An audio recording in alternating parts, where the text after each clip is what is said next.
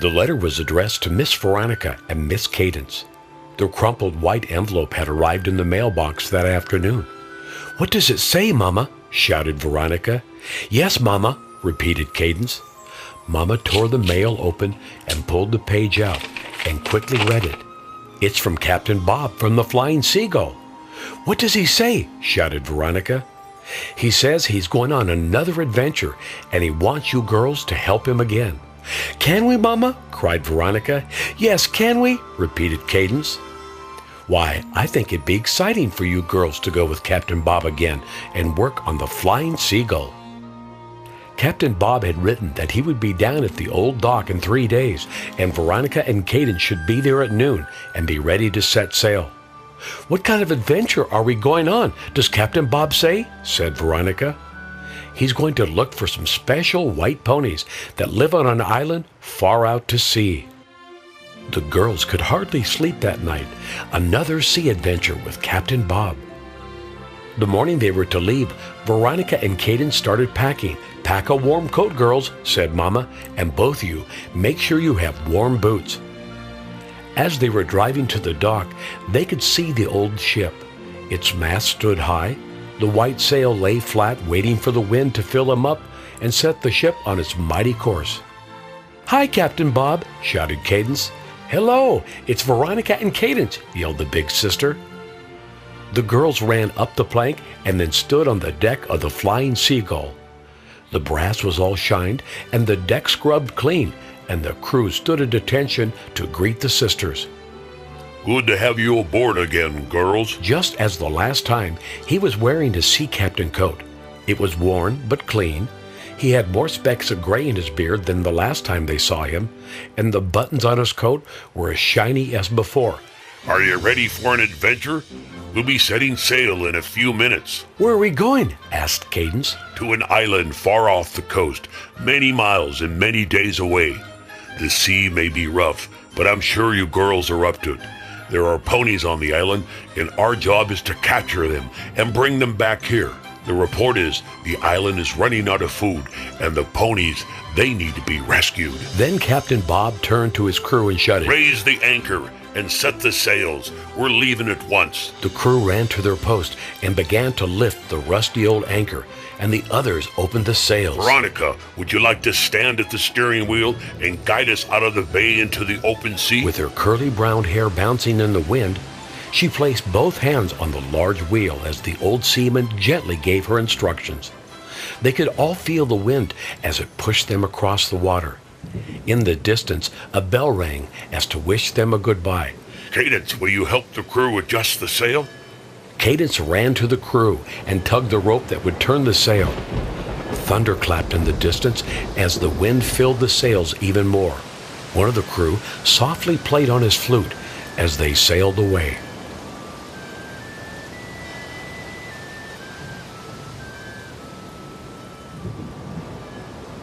The bow cut through the water, slapping its side and leaning slightly to the left. The captain, the crew, and the girls all smiled as they turned to see the land disappear. Smaller and smaller, farther and farther away was the shore. Soon all they could see was water. Birds flew above them as they followed the vessel on its voyage. Cadence lifted her eyes to the sky and began to count the birds. 1, 2, 3, 4, 5, 6, 7, 8, 9, 10. Oh, there are more birds than I can count. So many birds, white ones with gray spots and yellow bills, said Cadence. "Now turn the wheel to the right, Veronica. That's right. Now hold her steady."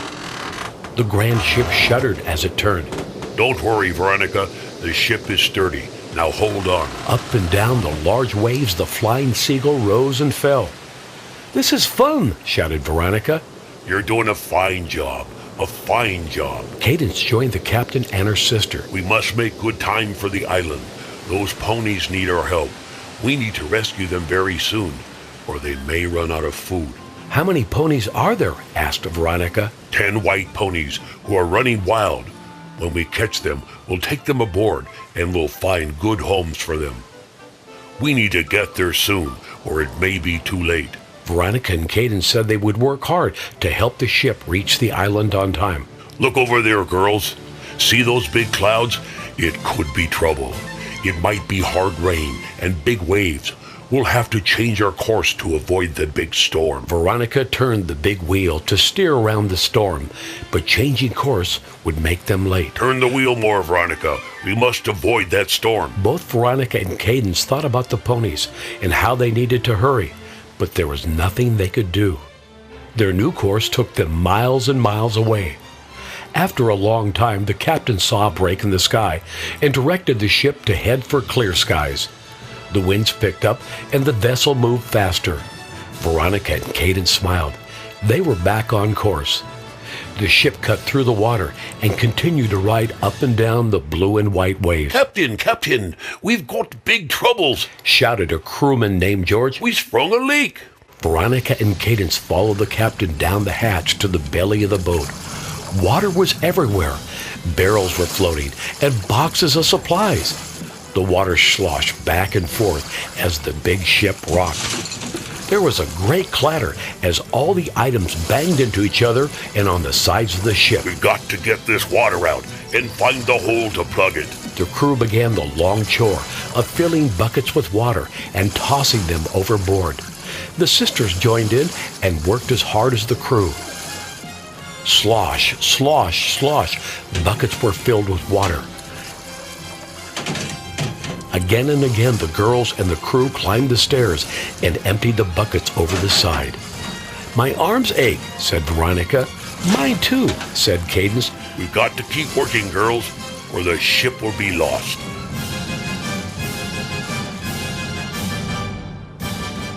The water slowly disappeared, and soon they found the hole. There, I've got it plugged. Now the water will stop. The girls, the captain, and the crew sat on the deck trying to catch their breath from all the hard work. Good job, said the captain as he thanked everyone for their hard work. The sun had set and it was dark. There was nothing but the sound of water all around them as they continued to rest. We saved the ship, but we still have a problem. While we were removing water, no one was steering the vessel, and now we're lost. Everyone was sad. But the captain said when the morning came, he would try to learn where they were and set a new course. Crew member George stood by the steering wheel, and everyone went to bed to get some rest. When the morning came, Veronica and Cadence stood on the bow of the ship, sipping steaming cups of warm milk the crew had made for them. There was nothing but water as far as they could see. They stood for a long time saying nothing and feeling very lost. They thought about the white ponies that needed to be rescued. Those ponies might be hungry right now. Oh, what would they do? They felt so bad. Don't worry, girls. We'll find the island and we'll rescue those ponies. The ship slowly moved over the water as big white clouds filled the sky. The only sound they could hear was water, blue, blue water, as far as they could see.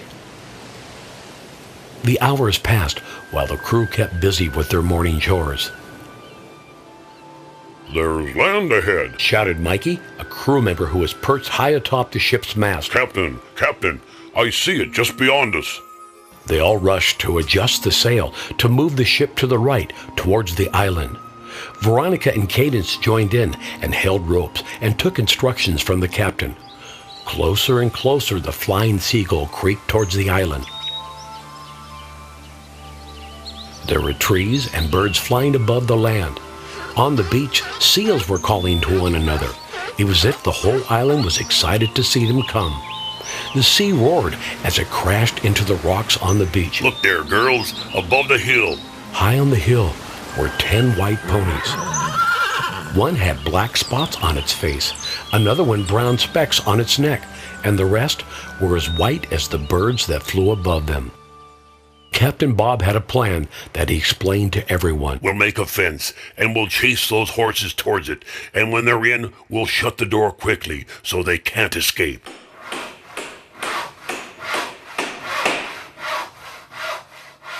After hours of hard work, sawing and hammering, the fence was ready for the horses. Soon they tracked the herd down and began to chase them towards the fence. Veronica and Cadence joined the crew as they ran faster and faster. The ponies' hoofs pounded on the ground and they whinnied as they were chased. Slam went the gate. All 10 ponies were captured. Good job, said Captain Bob. 10 beautiful white horses stood side to side as the crew and the girls looked them over. They could hear the surf pound on the rocks on the shore below them. Jack, the assistant captain, brought the crew and the girls water as they sat under a nearby tree to rest after their hard work chasing the ponies. One of the ponies came close to the girls. Cadence reached out to stroke the pony's nose. The pony's nose was soft and it tickled her hand. Veronica stayed back because she wasn't sure if it was okay. Captain Bob assured Veronica they were gentle. Veronica slowly reached out to the little horse and gently rubbed his nose too. Both sisters smiled as they watched all 10 ponies paw the ground and sniff the air.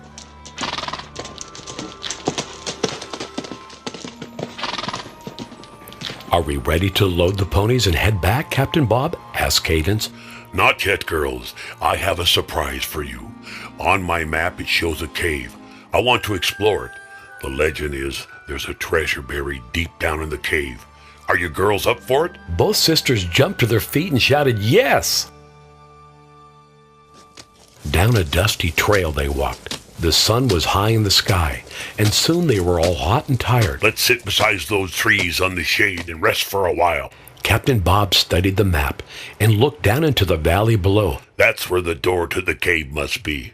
Rest a while more, girls, and then we'll head out again. Look, there's the opening of the cave. Now my map says there are wooden steps. We all must be careful because they're old and slippery.